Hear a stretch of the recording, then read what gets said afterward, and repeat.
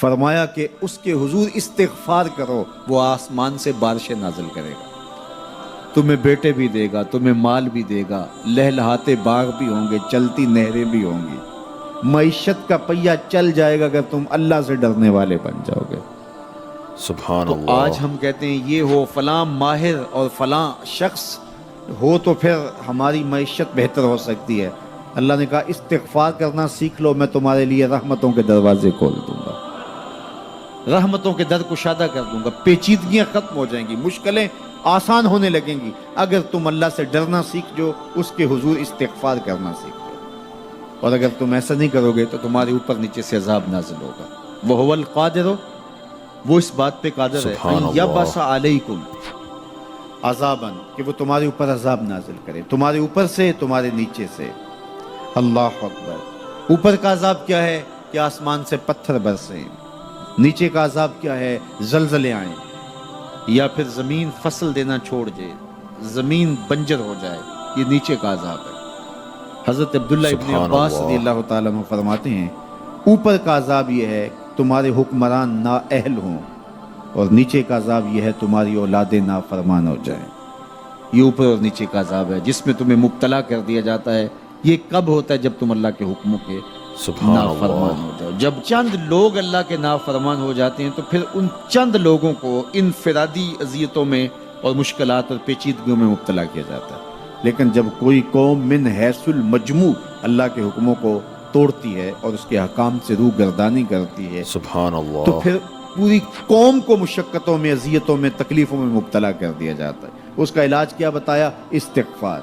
حضرت نوح علیہ السلام نے جو اپنی قوم سے کہا تمہیں مال بھی ملے گا، تمہیں دولت بھی ملے گی، تمہیں بیٹے بھی ملیں گے، سرسبز جو ہے وہ باغات بھی نصیب ہوں گے، ان کی شاخیں پھلوں سے لدی ہوئی ہوں گی، چلتی ہوئی سبحان نہریں اور اللہ۔ برستی ہوئی بارش، ساون کے نچڑتے ہوئے بادل، اور ماحول کی خنکیاں اور خوبصورتیاں اور جمال اور لہلہاتے ہوئے سبزے، اور تمہارے اوپر ہر طرح کی عنایات برسیں گی اگر تم اللہ سے ڈرنا سیکھ جاؤ گے اور اللہ کے حضور استغفار کرنا سیکھ سبحان جاؤ گے۔ اللہ۔ آقا کریم نے ارشاد فرمایا جس نے استغفار کو لازم کر لیا تو اللہ تعالیٰ جل شانہ ہر غم سے، ہر مشکل سے، ہر تکلیف سے اس کے لیے کشادگی پیدا سبحان کرے گا، اللہ۔ ہر اذیت دور کر دے گا، اور ہر مشکل اور ہر پیچیدگی سے اس کے لیے راستہ پیدا کرے گا، اور اللہ تعالیٰ جل شانہ اس کو وہاں سے رزق دے گا جہاں اسے گمان بھی نہیں ہوگا۔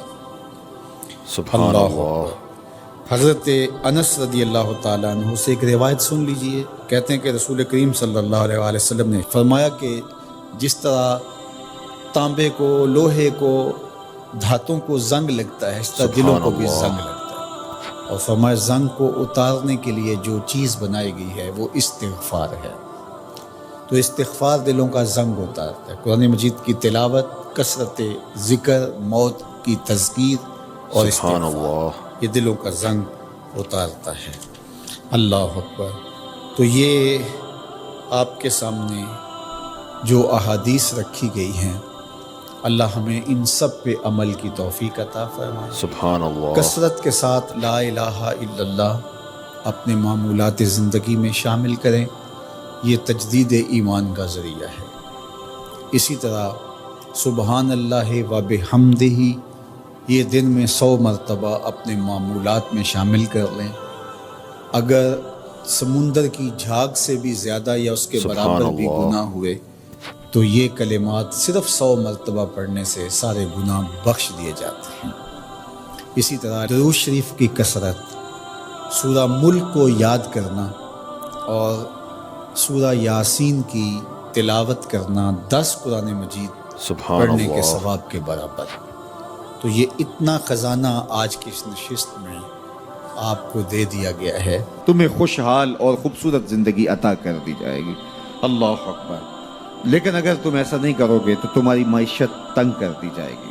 استغفار کریں، تقوی کے خوگر ہو جائیں، سبحان اللہ۔ شکر کرنے کی عادت ڈالیں۔ جو شکر کرتے ہیں اللہ تعالیٰ ان کو اور زیادہ عطا فرماتا ہے، دنیا میں بھی اور آخرت میں بھی۔